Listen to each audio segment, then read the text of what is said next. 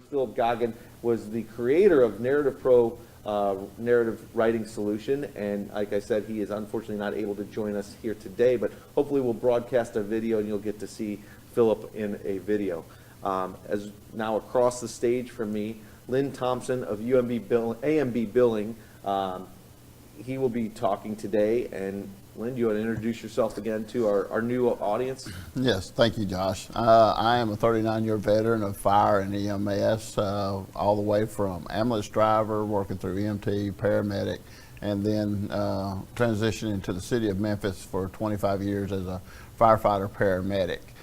Retired from there in 2012 and was also an RN and have worked in EMS education both at the EMT and paramedic level. And after leaving Memphis, I became an EMS director and transitioned from that position into what I am now with AMB, or Ambulance Medical Billing, as the EMS operations training consultant, and go out and do documentation training for our clients to help maximize their potential reimbursement. And sitting to your right, my left, is Phil Sanderson. Phil's in charge of sales for Narrative Pro and is a John Maxwell certified trainer. Phil, tell us a little bit about your background and umpteen years of experience. Thank you, Josh. I am 27 years in EMS industry and healthcare. I've served from the field all the way into training and as well in administration. I have worked in the county government sector and also into the private, and so I'm very eager and excited today to share this information because it's important no matter where you're at. I have a consulting company, and one of the solutions is in being the salesperson for Narrative Pro is that I feel like that from a reimbursement that we're going to talk about here, Narrative Pro really is a value add to every service out there. It doesn't matter if you currently have a EPCR or not, it's just an add-on that will definitely give you more reimbursement. So I'm eager for us to share that with you here today. And we are eager to hear it.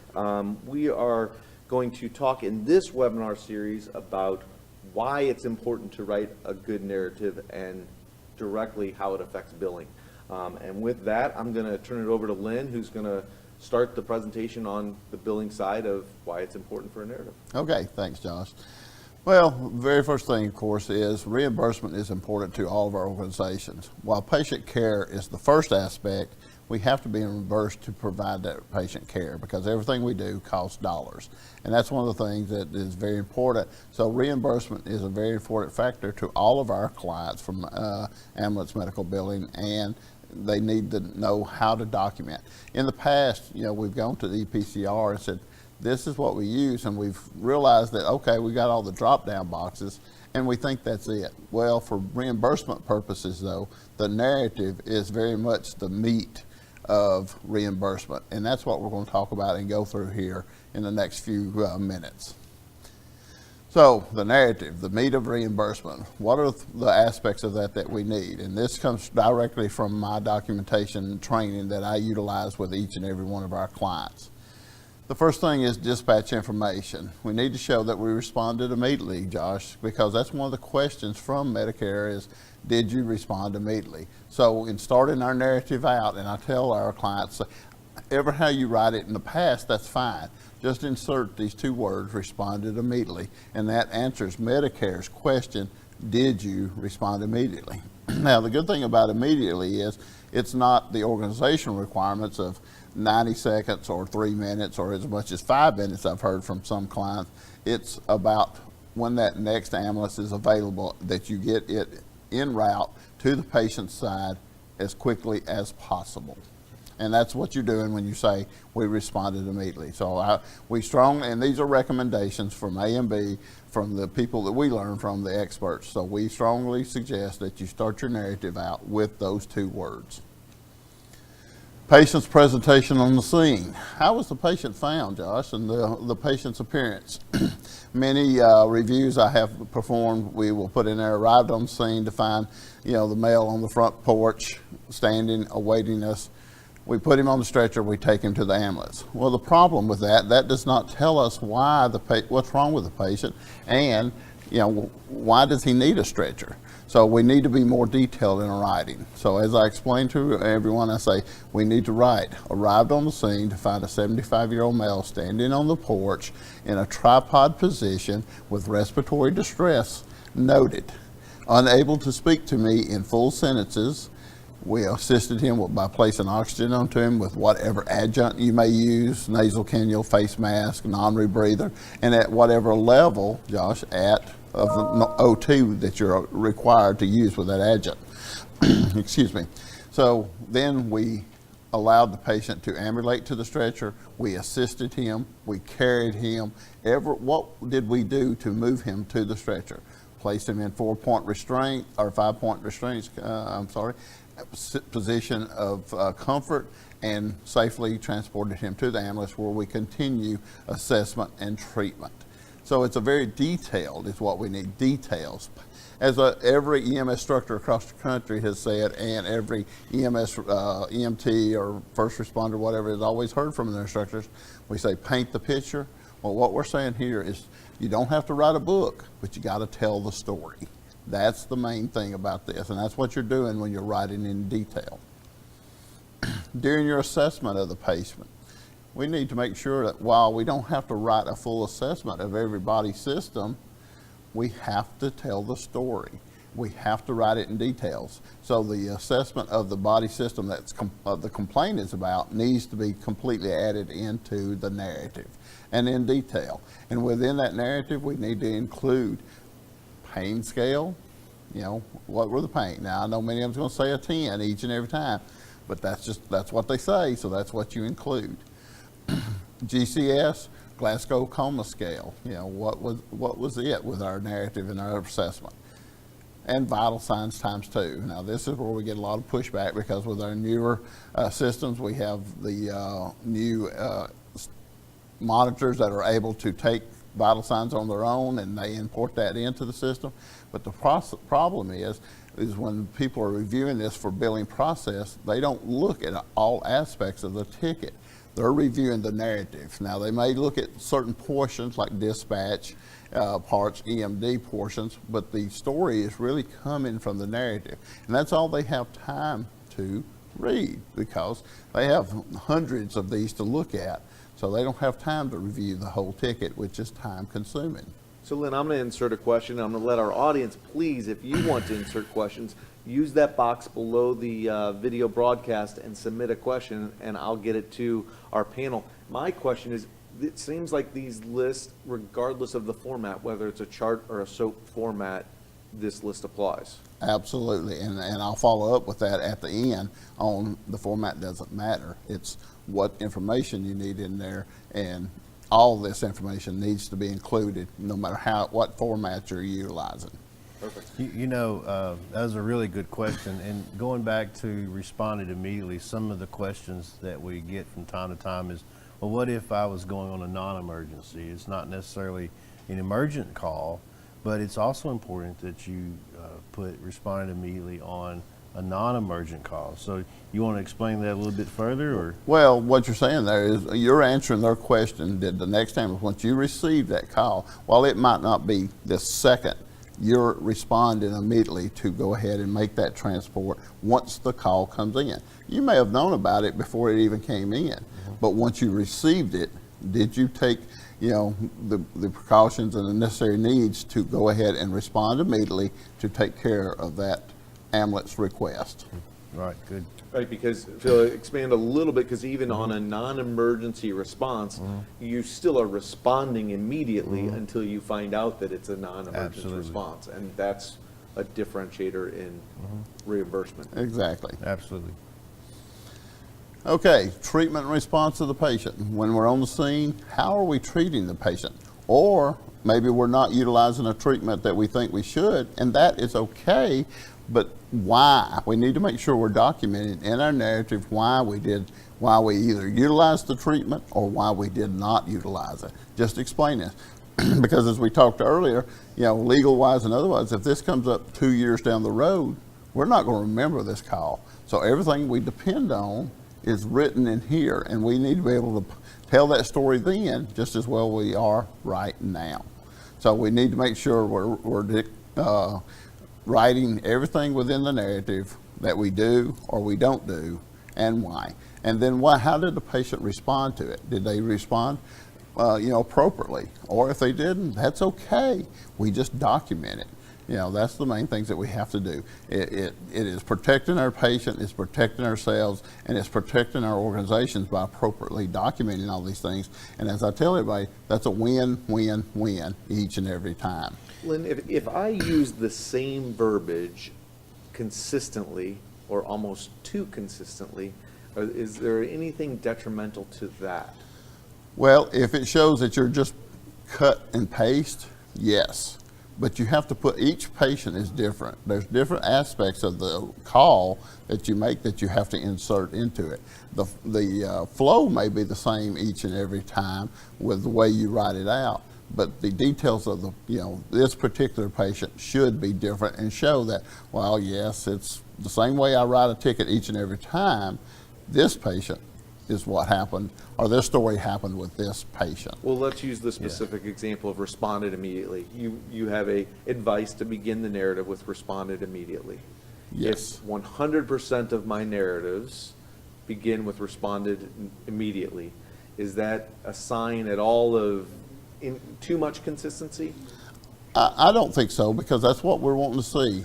Did you take this call and did you respond immediately? And that should be happening with each and every call, be it an emergency call for sure, and for the non-emergencies, are we taking care of business?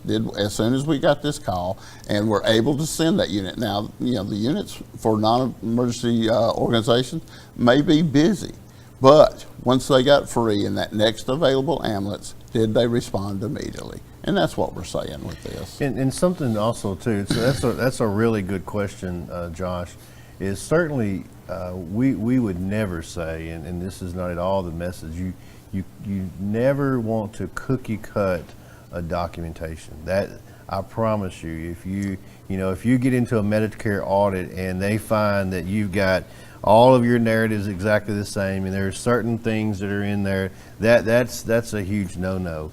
It's just simply following the principles of what Medicare and the federal government are set forth. And if you've ever tried to read that manual, it's quite large. So you just kind of have to pull out some of the important things. And that's what we're doing here today and what Lynn is showing. And, and one of the nice things that we'll show later in the Narrative Pro software is we have built in some of those things that will prompt and remind you, but nothing is mandatory in the software that requires you to do anything. So it definitely just kind of reminds you about certain features.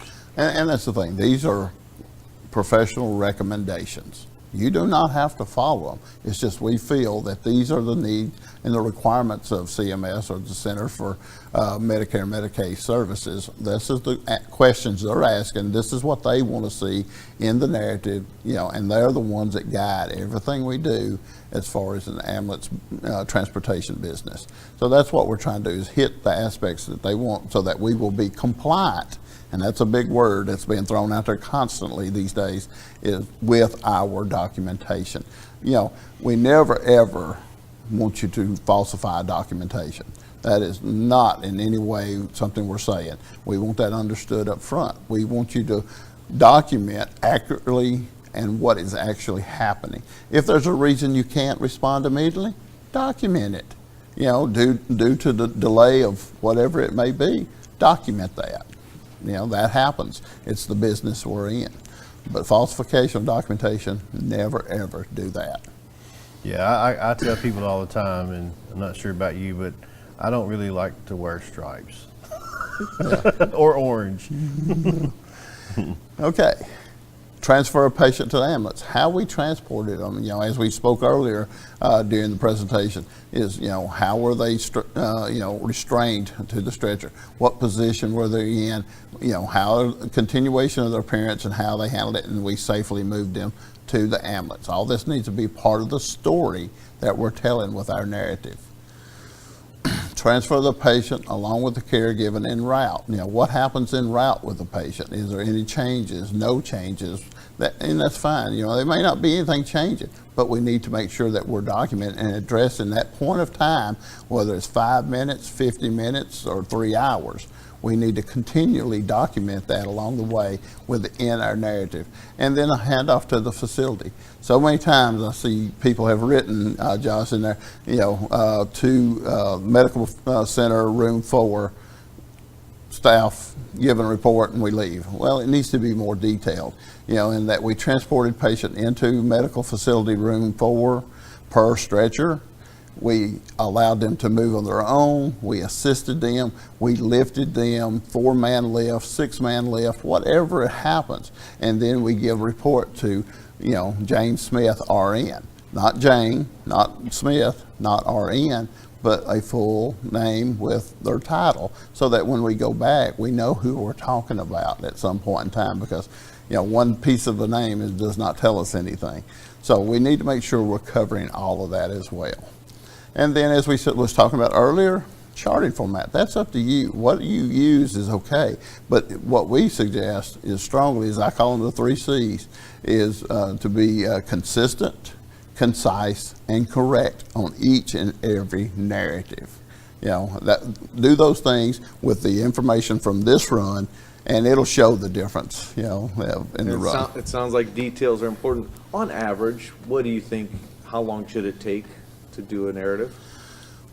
Well, of course, that's going to vary from call to call, according to the extent of the call. If it's a routine call, or is it an emergency call, or is it a traumatic call, a cardiac arrest, those are going to be a little bit different each and every time. But with practice and knowing what you need to, it can take anywhere from 10 minutes to 20 minutes easily to write a full narrative.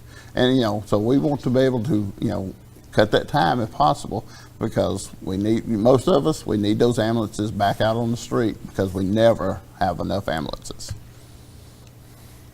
I'm going to give just 2 quick examples here that the persons can read, our audience can read as they watch along. And just read this, as it says, 65-year-old female, trans, from home to dialysis center for treatment. Transferred from chair to stretcher and secured ×3. Trans, uneventful. Upon arrival at dialysis, trans patient to dialysis stretcher and left in care of dialysis center. Okay. Well, what I like to always ask my classes as I'm teaching, Josh, is how many of us have written that? And unfortunately, I can raise my hand. But if we were reviewing this as, someone that was going to say, yes, we're going to pay this bill, would I pay it? And I'd have to say definitely not, because it doesn't tell me anything. It doesn't tell me that this patient needs an ambulance and that they need a stretcher. But I promise you, 75% or more of our audience, or anyone out there writing narratives, have written a narrative just like that, hadn't we, Phil? Absolutely, and we'll talk about it later on, but abbreviations are kind of a key thing too, from a legal and billing perspective, but that's to come in the next series. Yeah, exactly. Now here's a little better, example. Responded immediately, non-emergency, to a resident for a 65-year-old female who is approximately 300 pounds for transfer from home to dialysis. Patient found strapped in geriatric chair in kitchen, being spoon-fed by breakfast by family members. Transferred to the stretcher by 2-man lift, with patient unable to assist, with transfer due to prior stroke. Total paralysis of left arm and leg.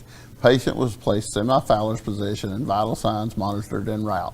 First set, vital signs BP 184/100 in left arm, pulse 110, respiratory rate 24. Second set, vital signs, blood pressure 180/96 in left arm, pulse rate 104, respiratory rate 24. Transferred patient to dialysis chair with 4-person sheet lift. Secured patient semi-Fowler's and left in care of dialysis center patient. Now, let me say, while we could fluff this up a little more and other details, it's not about what was actually, it was just about showing the difference in the examples and how much more this was detailed. And with this, would I pay it if I were the reviewer? Yes, because this patient needed an ambulance, they needed a stretcher, and they, of course, going to dialysis, and they need that. So those are the things, and I know we'll have those critics that are, well, they wrote it this way. That's fine if you want to do that. It was just showing an example of many possibilities. And to show the difference, you're not talking about a ton of time. Exactly. It's just about the details. It's about the details. Can you go back to that previous one? So we took four lines there that basically told us nothing. And unfortunately, and like I said, I have to raise my hand too, that this is the typical documentation for most of our EMTs and paramedics. And there's a lot of reasons why that may be the case, but it's like we talked about in our first series, and we'll talk about as we continue through the day. These days here are way behind us, and we have to start being a lot more creative and descriptive and factual. And so we took 4 lines, and then we turned them, and this would be a call that we might have made $250 on, that would have been basically probably downcoded to nothing. And now we took those 4 lines and then we turned it into the next slide, which I believe is about 12 lines. And certainly it's not about the lines, it's just simply about the meat in the narrative. And that right there just really drives the whole point home. Absolutely. I mean, we got the same patient, 4 lines, now more descriptive, more detailed, more creative. We've told a story. We've talked about, how we responded, to the point to where we left them with the dialysis center, all the things that interacted in between. And it's like Lynn said, this is a billable call. This is a call that we'll get reimbursed on, and it comes down to the cost and how we get paid. I would even add to it, there are agencies that don't even care about billing because it just doesn't even come across, right? Right. They're automatically funded, but the difference then becomes liability. Exactly. And the other things that we've talked about throughout the day, it's not just about the billing. Absolutely, it's a liability, and I got to tell you, the first 4 lines, if you were standing in a courtroom or in front of your state board or whatever, yeah, I mean, quite honestly, you probably should just take out your card and hand it to them, and this is defendable. The other one was not. Exactly. Good example.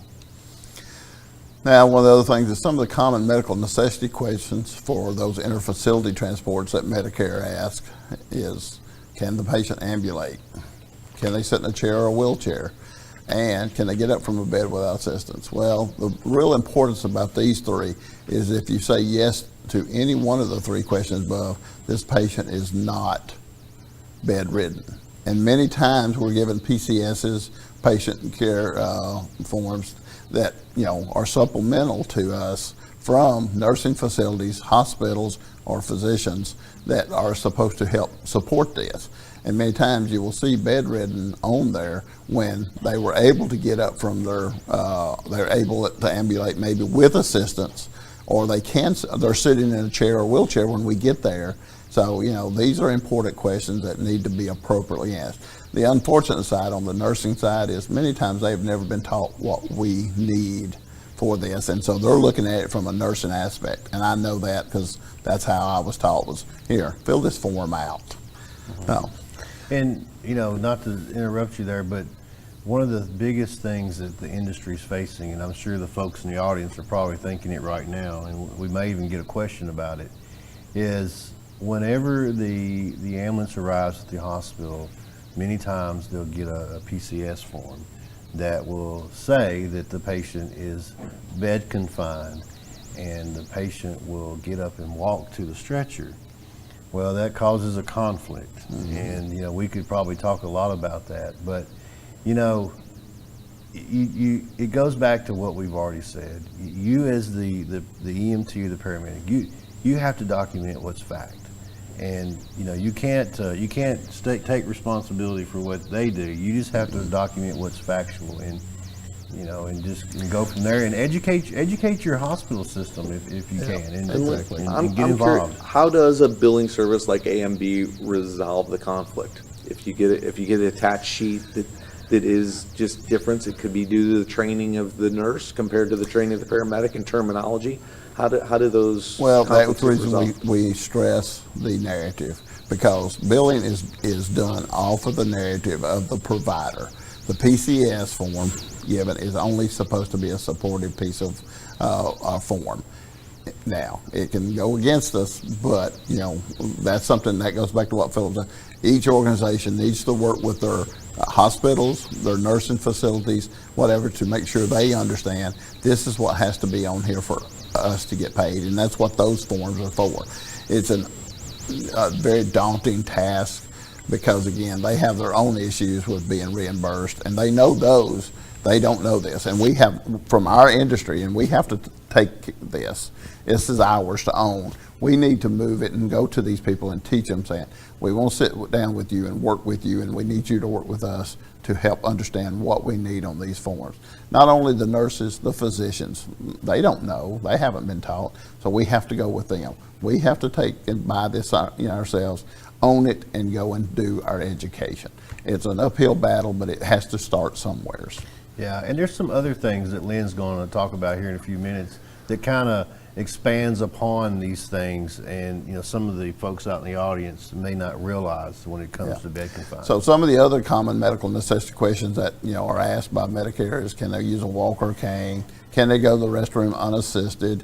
Do they receive physical therapy? Do they require oxygen? And this is something I want to stress to the audience is, if they're on continuous home oxygen or at the nursing home, make sure you just add that documentation into your narrative. Patient was on home continuous oxygen as required by physician. Just note it in that way. It shows why you're having them, putting them on oxygen. Excuse me. Does the patient require restraints? Do they have airway monitoring or protection issues? Infectious disease precautions. And why does the patient require an IV? Let me stress on this. Many organizations, what I've seen from reviewing their runs, writes per protocol. And that's fine if you want to write that, but we need a reason medically why is an IV being started. Was it for potential administration of medications? Or was it for IV infusions or boluses, due to the patient's dehydrated? Just let us know why. Now for non-emergency response, emergency response pretty well take care of themselves. They give you the information. You just need to make sure you pull it out and you document it. But for non-emergency response, why was it medically necessary? Those are the questions we need to ask for billing purposes. Does the patient's condition require transport by an ambulance? And if it cannot be transported safely by any other modes of transportation, but the condition is not life-threatening. So, while it may not be a life-threatening or a function issue, loss of function, what's wrong with the patient? With many old people, a lot of times they'll call and they'll just say, hey, I just don't feel good. Well, we need to take them at their word for that and dig into why is it. Is it because they've been nausea and vomiting for 3 days and they're dehydrated? Well, if they ambulate, are they at risk for a fall? That's a safety issue. So we need to use that word and pull that out, that it was not safe for them to travel by any other means, and they needed an ambulance and they needed a stretcher. So go ahead, question Josh. for both of you. Pre the EPCR world and narrative writing solutions like Narrative Pro, how did people keep track of, you listed at least a couple dozen questions. Mm-hmm. How did paramedics keep track of all of that? I will say that things have changed. There's a lot of regulations that have changed, and there's a lot more regulation over the years. And that goes back to, I think, one of the questions that we had in the previous, how do you go from writing a narrative to, a EPCR? And that's one of the points there. So when we started out, writing a paper ticket, it was a lot more focused on the patient care, and some of the regulations weren't so strict, and the reimbursement, quite honestly, was a lot better. So, through a lot of abuse of the system, then, the federal government, as well as your state Medicaid products and other insurance companies that follow suit, they really cracked down on some of these patients that don't need an ambulance, and some of the hospitals that are transporting patients that shouldn't go by ambulance, et cetera. So I guess to come back to your question, it really wasn't a big issue then. And so it started, was documentation less? Well, it was more about the patient care and not necessarily about the billing, because it was a little bit more free, if you would. Now the regulations have gotten so much tighter, the compliance have gotten so much stricter. There's a lot of crackdown in this area that people now with the EPCRs, they're able to do this. So I guess. And from an A&B perspective, mm-hmm. You're dealing with large scale, small companies. Yes. Still dealing with free handwritten. Not reports? as much. Most have moved. There's still some, but as we bring them in, we try to, push them into the PCR world electronically, because that's the way we're going to have it now. We still do paper, but many have transitioned, and hopefully the others will, pull them kicking and screaming into the 21st century to move into the world of electronic. So as my question that Phil answered, from the history of the narrative, from pre-EPCR to today, have you seen narratives improve or not improve over the course of? I think that could be debatable, and I would probably agree to say no. Yeah, I would say no in reviewing them. Most of them, I usually when I look at them, I grade them on a poor, fair, good, very good, and excellent.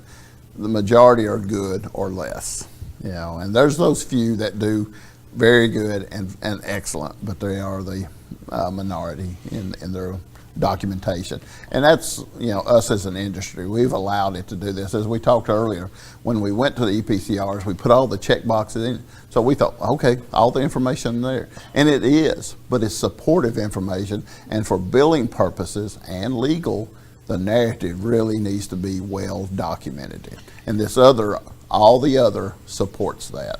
Yeah, we've really got to take a shift, and it just goes to what Lynn said, and we've been talking about, and we're talking about today.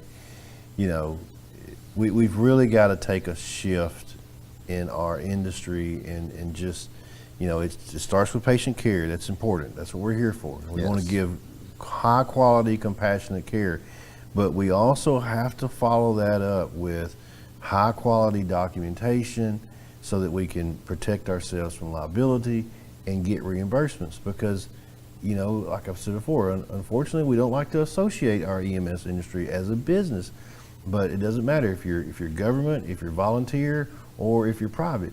Everything has a cost, and if we're not able to bill at the appropriate rate, then the coders have to down code, because it is fraudulent if they don't. And like I said, I don't look good in stripes, and they don't either. So it's imperative that we take that paradigm shift and we start to think about patient care, quality documentation, and see the process through. Well, it certainly sounds like a lack of training, a lack of focus, and a lack of the right tools. And it could be across the board. It can be all It can be those. all the above. Yep. Another part of the question for non-emergency response is delay in transport will not harm the patient. We can prove that through our documentation and those things. So that ends my slideshow, and I think Phil's going to transition into a demonstration for Narrative Pro. Yeah, so while I'm getting set up with the Narrative Pro, I want to put up the website for Ambulance Medical Billing. That's okay? That sounds good. All right.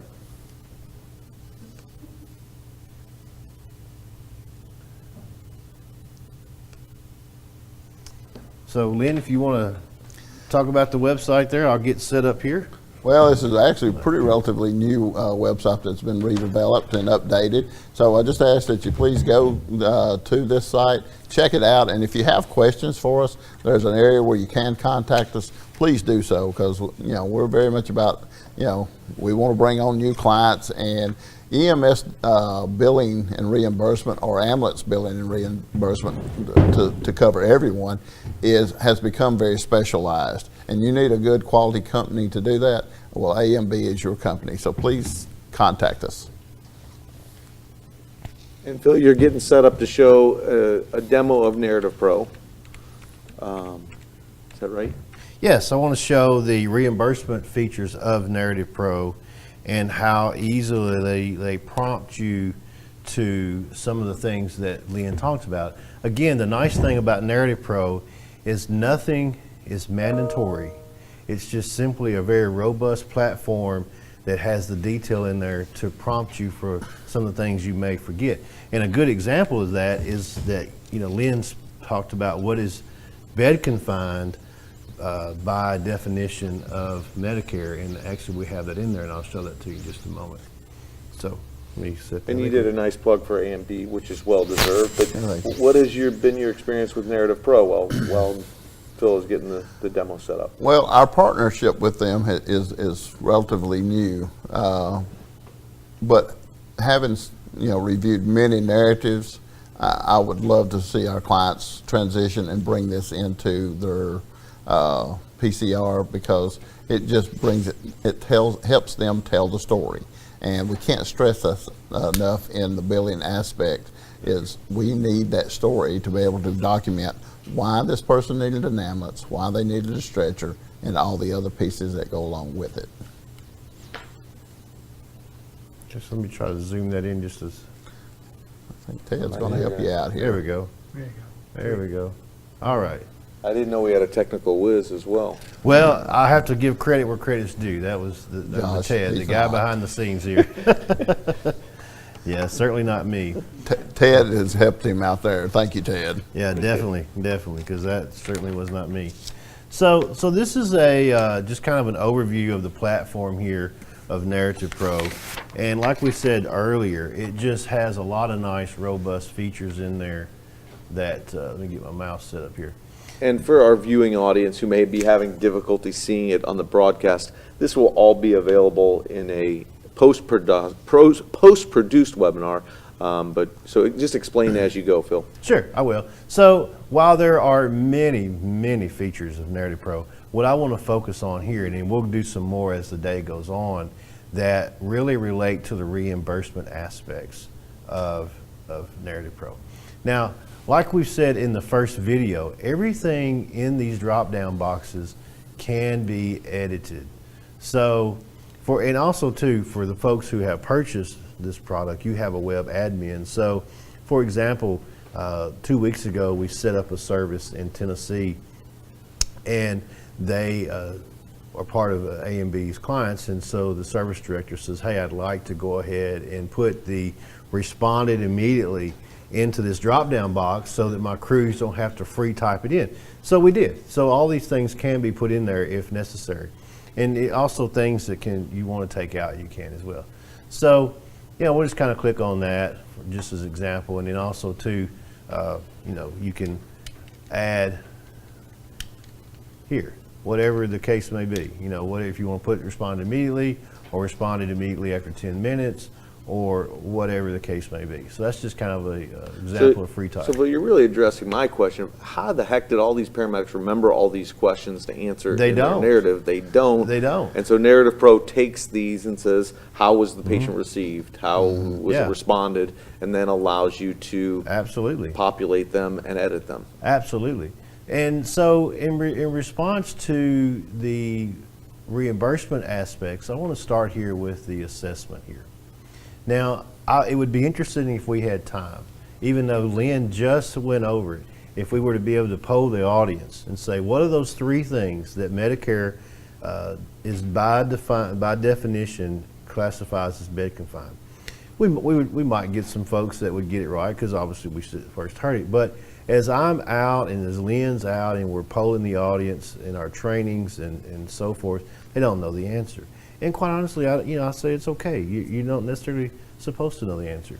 Well, Narrative Pro has a section here under the assessment tab in mobility that allows the EMT or paramedic to see these choices. So, we get a PCS, or we want to say the patient stated or the ambulance staff observed, the nurse, the family, the caregiver, the chart, whatever choice we have here that we want to pick from. It's certainly up to us. And we'll just say for the purposes of demonstration that the ambulance staff observed, and we'll just kind of make that a little bigger. Phil, we are going to work on demoing this later in the day, and we'll come back to this. All right. We'll work on getting it web, because there's a web application. We'll try to show that if possible. But what we'll go to is we're going to go to the video of Philip talking about Narrative Pro, and Philip Goggin, that is. And so if we could roll that video.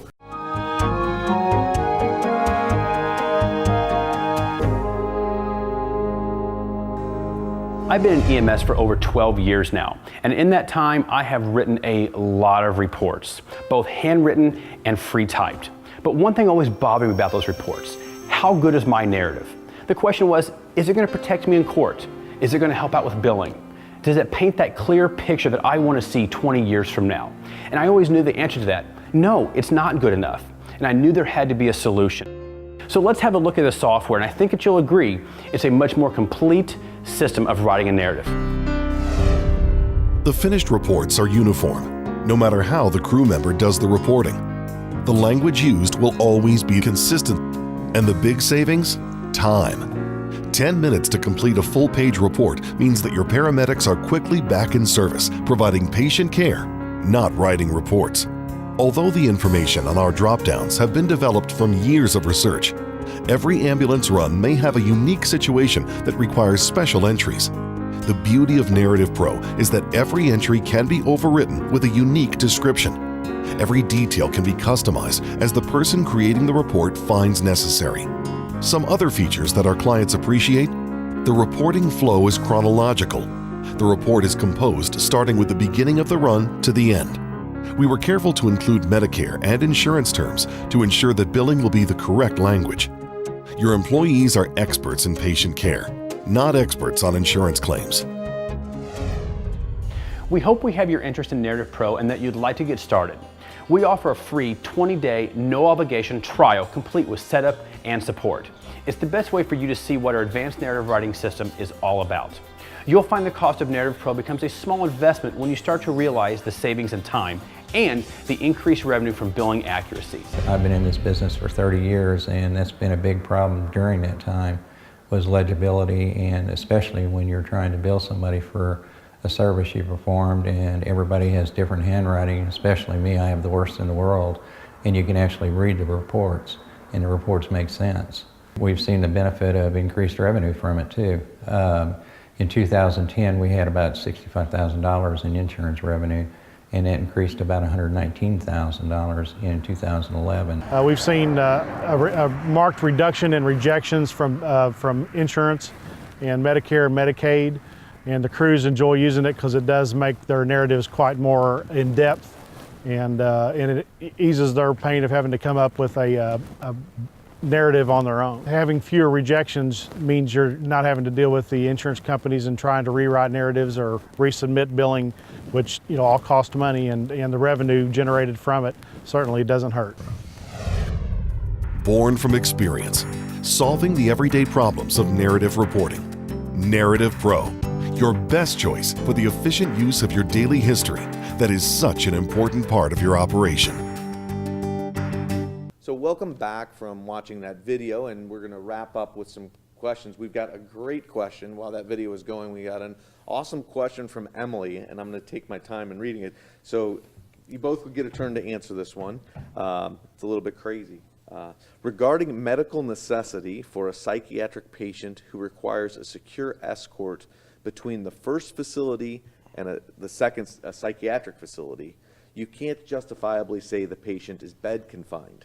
So how would you best describe the need for ambulance transfer under this circumstance? Well, as we spoke about during the PowerPoint presentation there, Josh, that's where you pull out safety.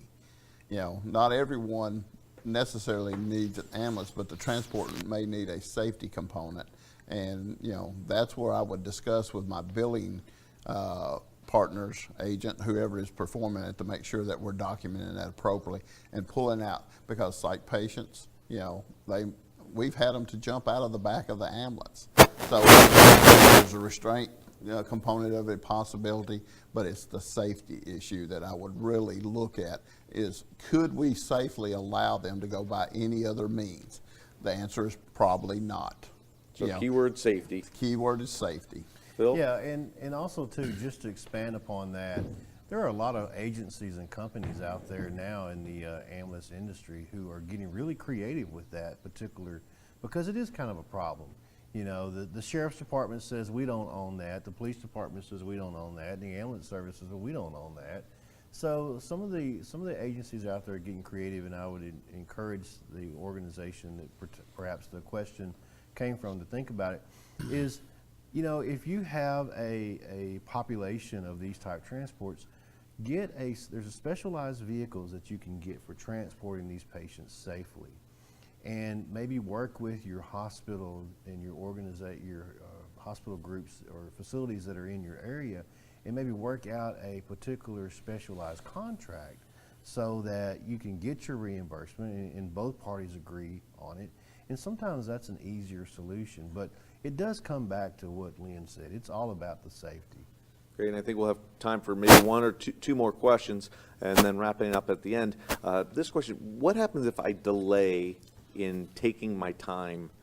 How much time do I have to get the narrative and the report done in the EPCR, and what are some of the negative issues that you see in the delay? Well, I'll just say it's kind of like we say in the industry for the healthcare. The heart attack. Time is muscle. Well, in this perspective, time will definitely, you'll lose part of the memory, the facts. So you should try to always sit down immediately. And I understand that's sometimes not reasonable because you get multiple calls, but you should sit down as quickly as possible, make your document, or make notes. Make little notes on your tablet or your Word document that will help you remember certain things. And then also too, just kind of put in a quick plug for Narrative Pro. We've got some quick features in there that can help you with that as well. So I feel that's a great answer from a quality of the narrative perspective. Does it affect the billing, and what's the cycle like on that side? Well, it does, because now everything is more electronic. So the sooner we get that completed and it's sent off to the billing provider, then they can electronically send that out. Whereas if the ticket is not complete, then that holds up the whole billing process. We have to have all the information. So we want to make sure it's done as quickly as possible. And I know, as Phil said, late night calls when you're tired, you forget to write something, or you want to wait till you get back or till the morning. That's a great excuse, but in the real world, we need to have it completed then. Some states require that you leave a completed PCR with the hospital or facility before you leave. Others give you 24 hours, which we don't want to wait that 24 hours, as Phil said, because believe me, you're not going to remember, details.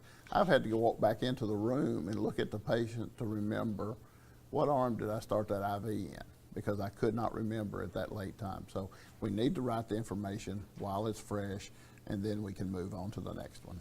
Great, and we are going to wrap up this hour, but we're going to be here after lunch. We're taking 1 hour break, and before we take that break, I want to thank our panelists, of course, and I want them to have the opportunity to share who their audience is and who their, AMB and Narrative Pro are both great solutions for paramedics on an individual basis and organizations. And if you want to go first, Lynn, and share with what you're looking for and who you like to help and how to get in touch with AMB. Well, any ambulance transport organization, especially if they're billing for their transports, those who we want to target. And since billing has become so specialized, you really need to make sure your personnel, whoever's doing it, is keeping up to date on what's happening in the billing world today, both knowledge-wise and what they can and cannot do as a bill, as a billing process. So you need knowledgeable people who are keeping up to date, and that's certified coders and billing processors, which we at AMB stay on top of. And Lynn, they can obviously submit questions throughout today on the webinar, but how can they get in touch with you directly or just visit the website? Visit the website and contact us there if you have questions. That's great. Yeah, and same here. Narrative Pro, you can find us at narrativepro.com. Our phone number is listed there. But we're reaching out to all EMS agencies, and it doesn't matter if you're city or county, or if you're private, or even if you're volunteer, because the principles are the same.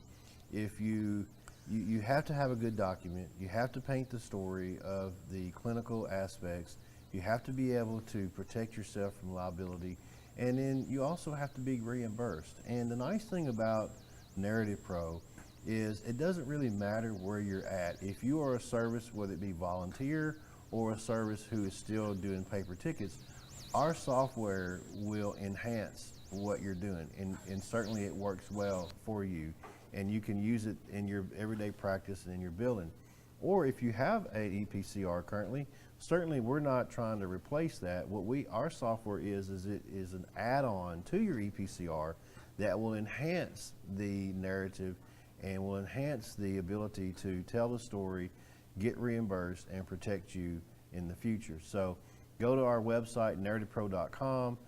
You can submit through there. You can actually get a free download, and also you can call the office here in St. Louis, and they will put you in contact with the appropriate person. Well, that is great, and we want to thank Lynn and Phil for joining us live from St. Louis at Medici MediaSpace. And we will be back. We're going to take a 1-hour lunch break. We will be back at 12:30 Central Time, and we will be building on this workshop and seminar and talking more about why and how to write a better narrative.